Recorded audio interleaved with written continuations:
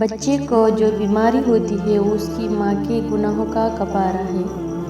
آخری زمانے میں جو چیز سب سے کم ملے گی وہ بھروسہ مند دوست اور حلال رزق ہوگا۔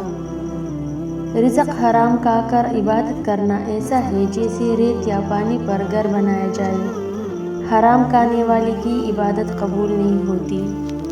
گھر کے سب لوگ ساتھ بیٹھ کر کھانا کھایا کرو، الگ الگ نہ کھایا کرو۔ جس گھر میں سب مل کر ایک جماعت ہو کر کھانا کھاتے ہیں وہاں اللہ کی برکت رہتی ہے۔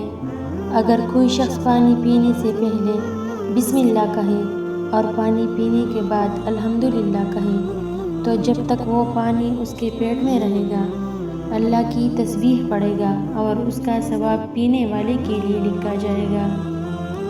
اگر کسی شخص سے تعلق کاٹ چکے ہو تو اس کے متعلق اپنی زبان بھی کاٹ دو۔ شیطان تمہارے گھروں میں اس جگہ رہتا ہے جہاں مکڑی جالے تنتی ہے۔ اپنے گھروں میں مکڑی کے جالے مت رہنے دیا کرو کیونکہ اس سے گھر میں غربت و پریشانیاں آتی ہیں۔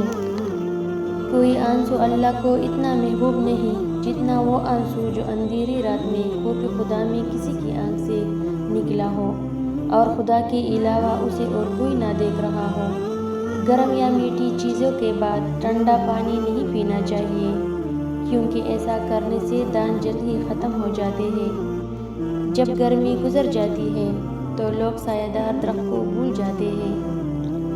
لقمہ چھوٹا کھائے اور اچھی طرح چبا چبا کر کھائیے اور کھانا کھاتے وقت دوسروں کے منہ کی طرف بھی نہ دیکھے۔